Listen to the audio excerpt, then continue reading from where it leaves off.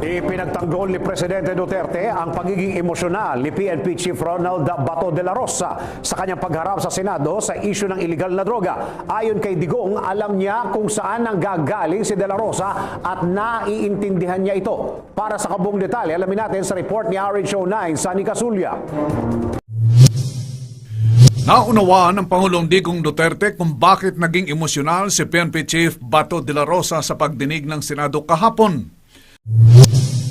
Your Honor, I cannot blame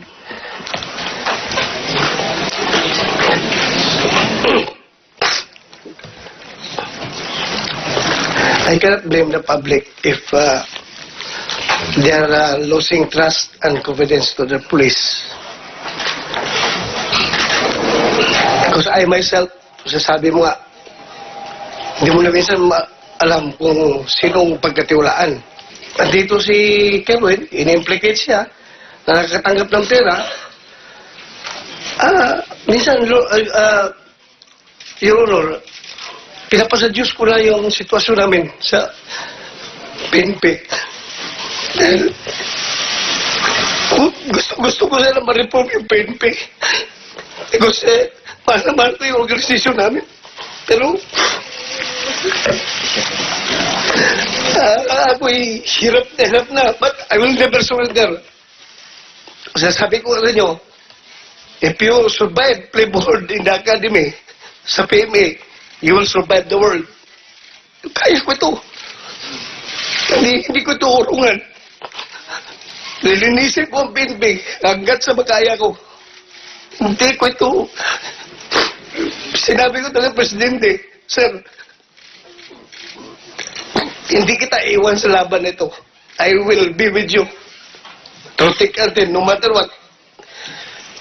Ibubuhi, lahat ng kaya ko, gagawin ko. Pero, minsan, yung publiko po, hindi namin sa nagtitiwala, medyo nahihirapan na rin kami. Sa kanyang pagdating mula sa APEC Summit sa Peru, sinabi ni Duterte na alam niya kung saan nanggaling si de la Rosa at nakarelate siya sa nararamdaman ni Bato dahil ito ang pangako nila, ang linisan ng bansa sa droga at korupsyon. Ito anya isang ekspresyon ng isang tao na dala ang bigat ng responsibilidad para maipatupad ang batas at ang peace and order sa bansa. Let's call him Bato. I do not have any doubt. It was just the expression of a human being with a burden on the entire shoulders, the peace and the law and order of this country. Naintindihan ko. Sabi ko nga, I will gladly say that I'd be happy. My God, I'm telling you the truth. I'll be most happy. Pareho kami. Kung ganito lang magtrabaho ka. You know, you want at this age to be closer to the beauty of life, closer to God. Because it's inevitable that you will go one of these days. And our age are limiting our number of days in this earth.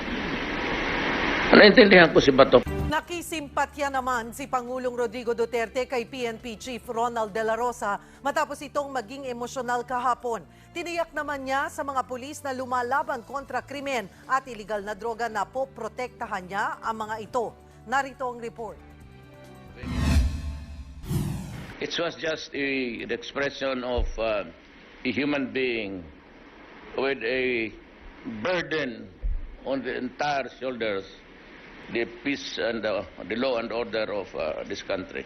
Ito ang naging reaksyon ni Pangulong Rodrigo Duterte sa pag-iyak ni PNP Chief Ronald Bato de la Rosa sa pagdinig sa Senado kahapon. Hindi raw kasi masisisi ni de la Rosa ang publiko kung mawawalan ito ng tiwala sa pulis dahil sa pagkakadawit ng mga ito sa kalakaran ng iligal na droga. Kasunod ito ng mga naging pagsisiwalat ng umano'y drug lord na si Kerwin Espinosa. Gusto ko sana ma-reform yung PNP. Kasi mahal ko yung organisasyon namin. Pero, ako'y hirap na, but I will never surrender. Kaya sa pag-uwi ng Pangulo mula sa APEC Summit sa Peru, muli niyang pinaalala na walang dapat ipangamba si De La Rosa at ang mga pulis na ginagawa lang ang trabaho nila.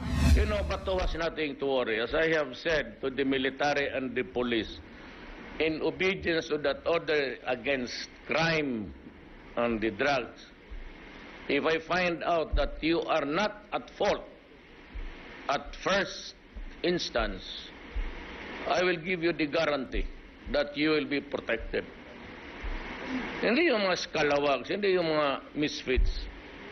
But an average soldier or a policeman or in government should have this presidential protection.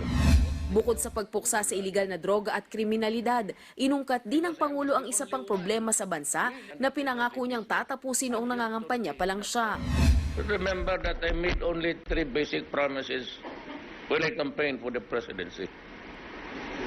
No corruption. I will suppress drugs. Or I will end it with the people in the drug business and criminality so that we can move. Naintindihan ko si Bato, pati lahat yung may mabibigat. The generals, the guys who lose their troops and you know. Tapos ako dito, sige, kya ng corruption. General De La Rosa, pastilan, kapoy na kung sigig hulat din eh. But my apologies, Chairman, to General De La Rosa. The next steps are very important. This is just a manifestation. I no longer will ask questions because all the questions were asked earlier. Ang akin lang is the next steps. Marami pong nakikinig sa atin ngayon, marami pong nagpapanood sa ating nagiging hearing dito sa Senado at sa Kongreso.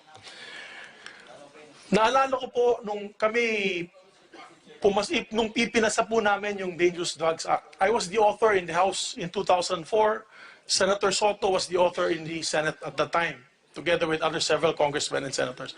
Nailagay po namin dyan yung parusa pag meron pong law enforcement agency na nagplant ng evidence or magkaroon po ng misrepresentation or anomalies during the course of the raid. Because at that time, we said, if you are caught with drugs, death penalty yun nung panahon na yun.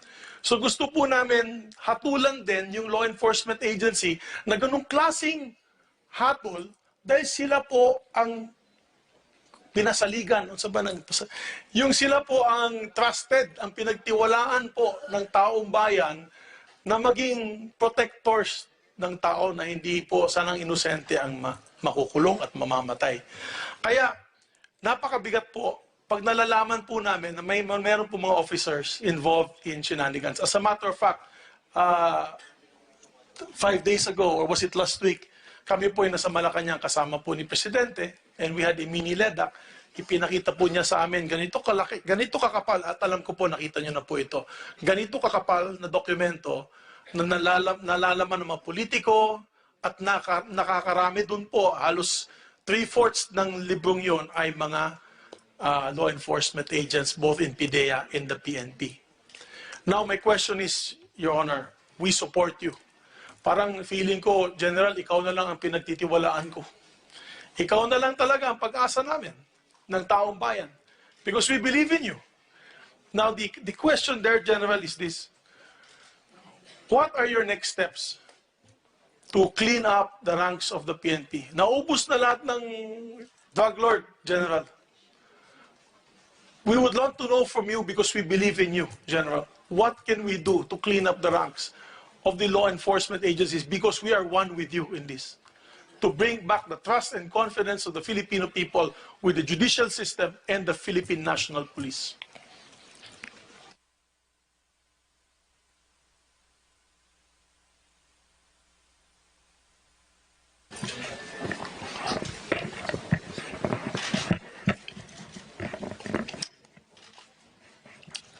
Your Honor, I cannot blame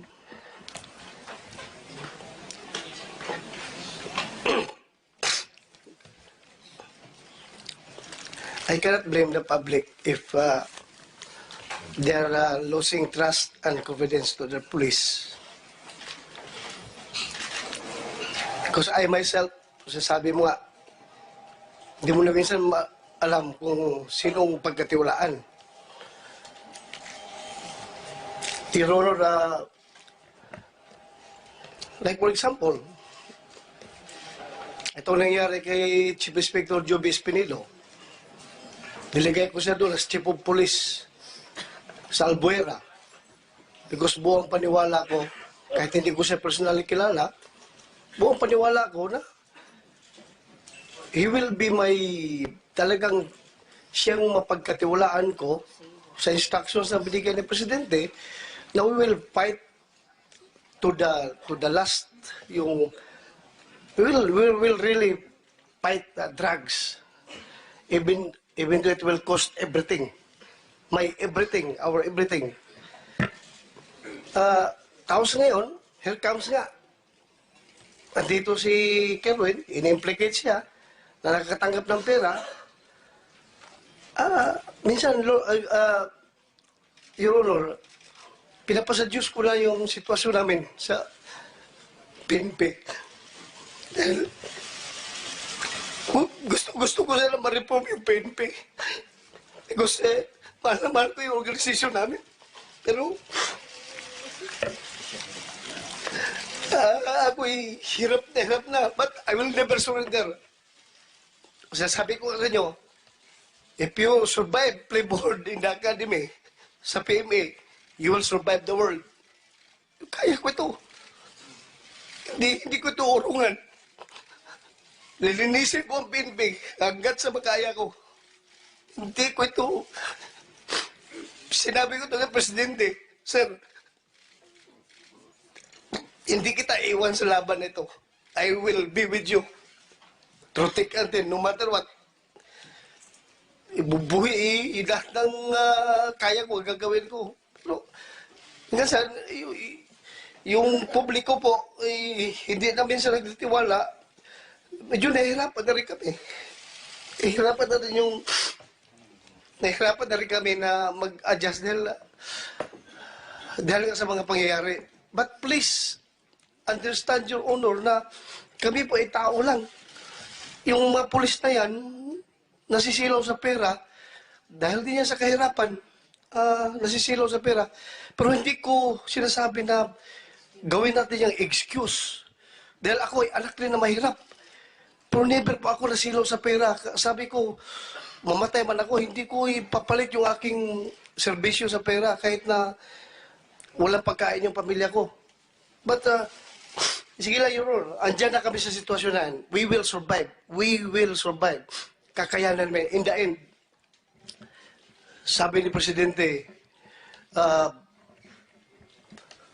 tapusin natin itong laban na ito. We have the complete 6 years. Sana hindi makudita si Presidente, hindi ma-impeach para matapos namin ito. We will do everything humanly possible para linisin natin ang Pilipinas, Your Honor. Hindi ako Superman. Ako isang ordinaryong pulis lang. Pero since nilagay ako bilang Chief PNP ni Presidente, gagawin ko lahat, Your Honor. Gagawin ko. Lilinisin natin ito. Even it will cost my life. Yun lang po, Your Honor. Ulitin ko po, correction ko lang po yung sinabi ko, Your Honor. Minsan may time na I don't know who to trust, kung sino talagang in or out sa drug business. Pero sa totoo lang, Your Honor, marami pa akong polis na napagkatiwalaan. Marami pa akong nagtatrabaho, marami pa, Your Honor. Kaya ganun na lang ang tiwala ko sa sarili ko na kakayanin ko ito, Your Honor. Chairman, yeah, I just like to manifest. Kaya malaking paniwala po namin sa iyo. We believe in you, General. We truly believe in you that you can do it. You have our support. As a matter of fact, kami po dito sa Senado, we have filed several bills na doblihin, kung pwede, triplihin pa ang sweldo ng PNP. Dahil dyan nag-uumpisa, tama sinabi mo, General, nasisilawan sila ng pera. I apologize to have made you emotional, General. That was not my intention. My intention was to show you our support, that we believe in you, General. Thank you, Chairman.